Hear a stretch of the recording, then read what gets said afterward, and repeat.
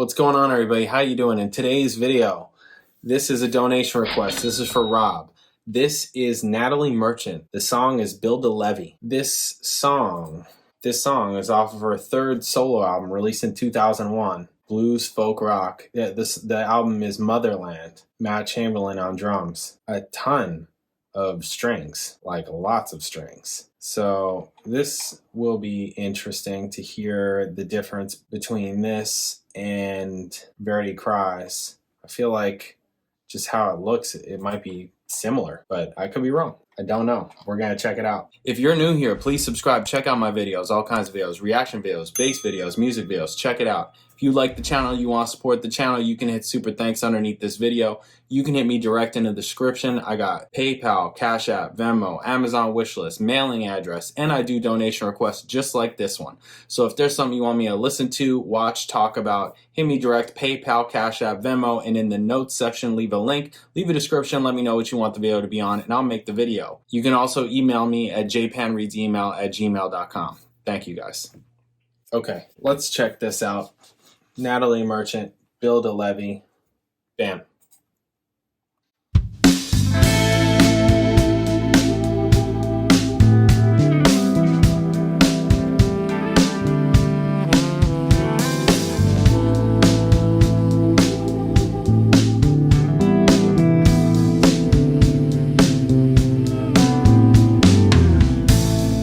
When I was just a little girl, my mama said to me, "Beware of the devil, my child, in the dark, rocky places he'll keep. Beware of the devil, my child, beware of his charming ways. You'll fall under an evil spell just from looking at his beautiful face. Better build yourself a levee deep inside.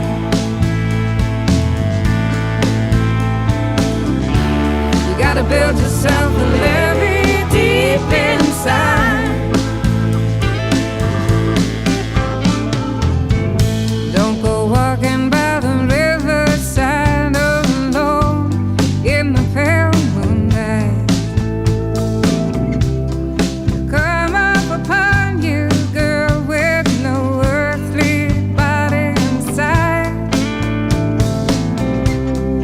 Come up upon you, girl, and he'll whisper something sweet and take you where the waters rise so high and run so deep. Gotta build yourself a levee deep inside.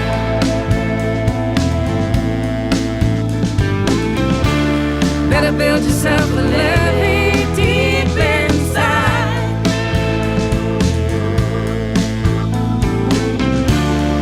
Build yourself a levee, girl, when the waters run high.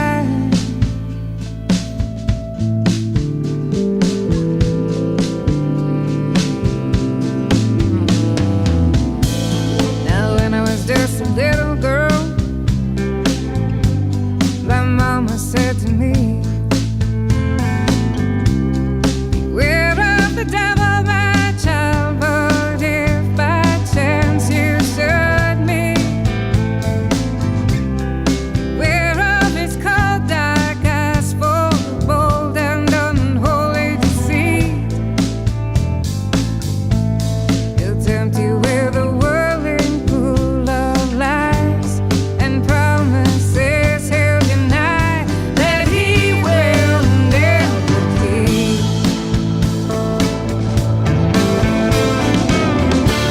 You gotta build yourself a levee deep inside.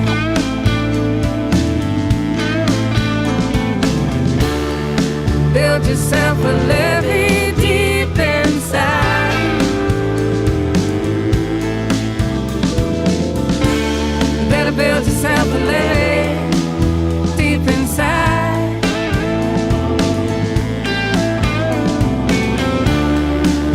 yourself a Levee, girl.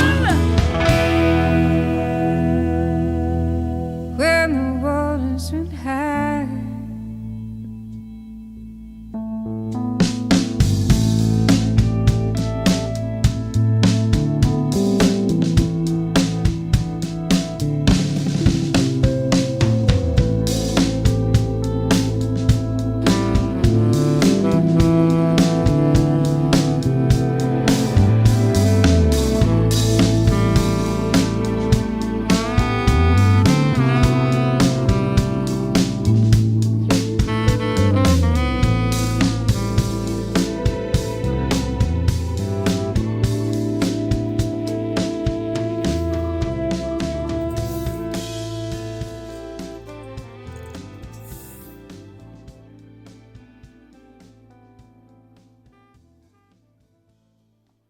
Nice. Yeah, that was cool. Okay. Yeah, I mean, this is really nice too. This is different, but this is nice. Even just looking at who's on this, it says that Mavis Staples was on vocals on this, and I'm like, I did not hear Mavis Staples, but this is produced by T-Bone Burnett, so like right there, you're just like, okay, this is gonna sound fantastic. This is gonna be well produced, right? Because he's a great producer. Okay. Right? Matt Chamberlain on drums, Bob Glaub on bass, right? Greg Lease on electric guitar. You're not losing. And this is a good reason to maybe leave 10,000 Maniacs alone, right? And mind you, I don't know 10,000 Maniacs music, and I don't really know Natalie Merchant's music aside from Carnival and Jealousy. Like, really, I don't. But why would she leave a band that she was in for 12 years? Maybe because she was sick of the band. Maybe because she was in it for 12 years and she was just like, I mean, according to her, right? According to her, she says, didn't want art by committee anymore. Which, unless you're really truly paying for everything,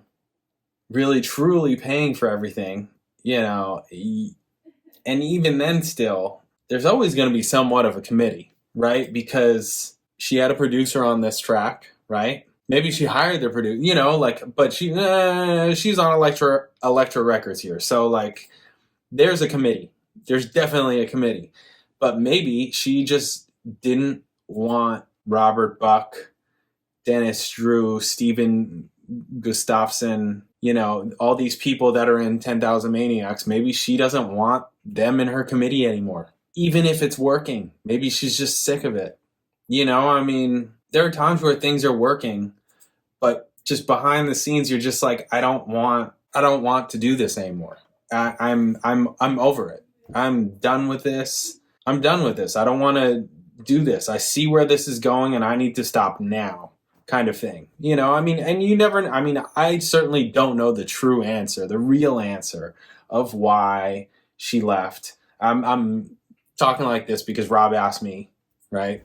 The person who donated for the video asked me to talk about this, right? Of course, I don't know the answer, like the true answer. We have what she says, which is she didn't want art by committee anymore. She wanted to go solo.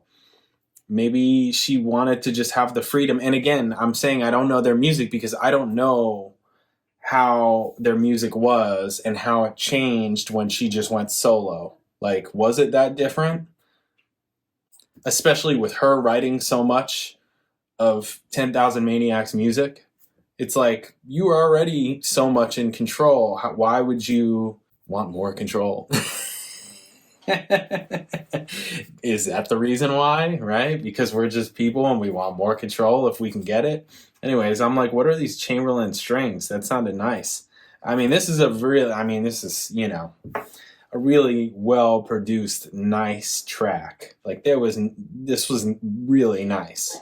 Really nice. I mean, you know, starkly different from, you know, this is 2001 compared to 1987. So, you know, the In My Tribe track, Verity Cries, that was really nice too. And it sounded like smart songwriting also. This also was with incredible players.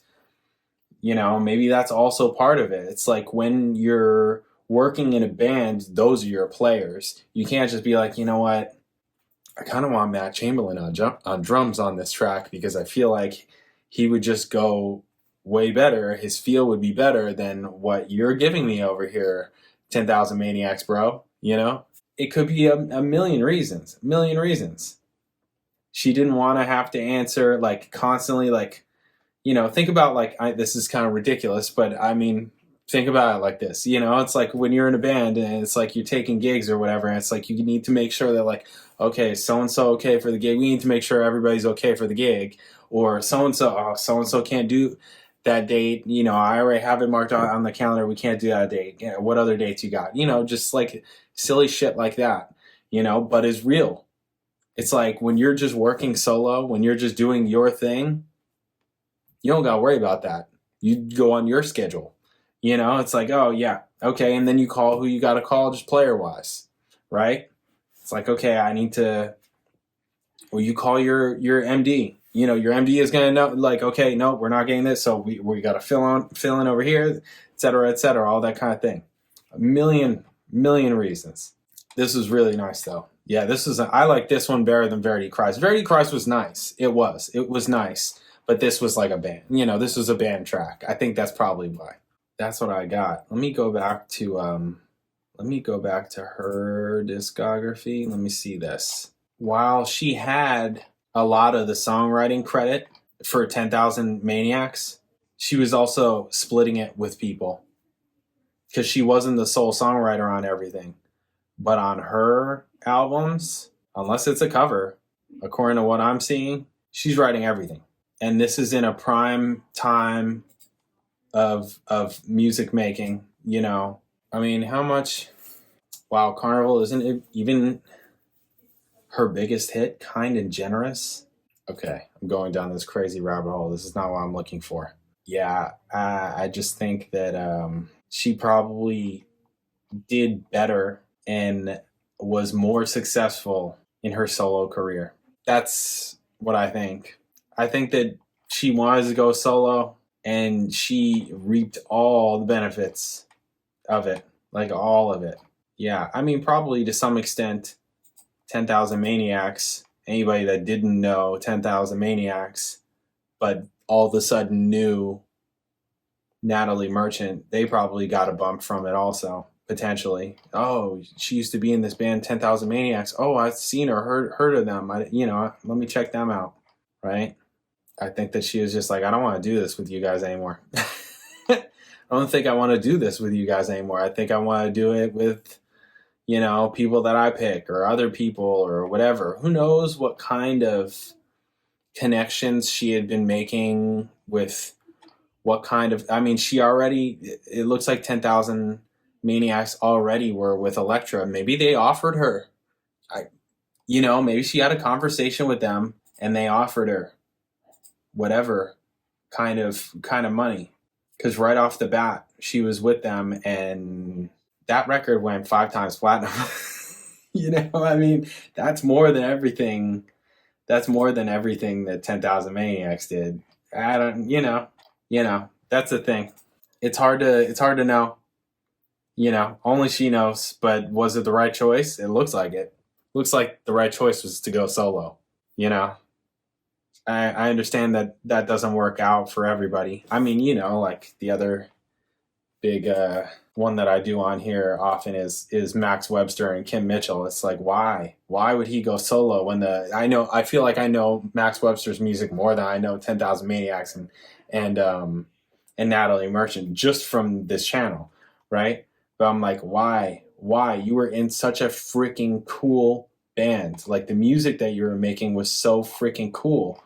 Why would you, you know? And they had gold records, right? They weren't hitting in US though.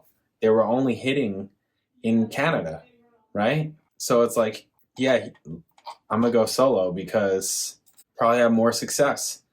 And he kind of did. He was still charting and still doing well in Canada, but it looks like at least that first record did something in the United States.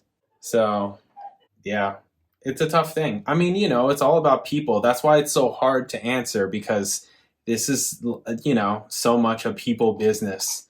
you know, whether it's who you know or just relationships, period, that it's like maybe there are things within the band that weren't going so great. Or, you know, again, also maybe there were things at the record label, you know, like maybe she's having conversations with the people at Elektra, like, you know, I'm thinking about going solo, this, that, and the other thing. And then she just goes and does it. So, and she's like, yeah, bye. I'm out of here. 10,000 Maniacs. More like 9,999 Maniacs.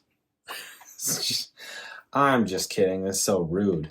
All right. And she left them in 93, and her solo album came. Okay, after her split with 10,000 Maniacs, Merchant was so eager to begin writing her own material that she went home that very day and composed the song I May Know the Word, which was originally meant to appear on the soundtrack to Tom Hanks' movie Philadelphia. The song was eventually cut from the soundtrack, but would go on to appear on Merchant's debut solo album, Tiger Lily, which was released on Elektra label in 95. Third song on the album, Beloved Wife, was featured as the first song in the trailer to the film Message in a Bottle.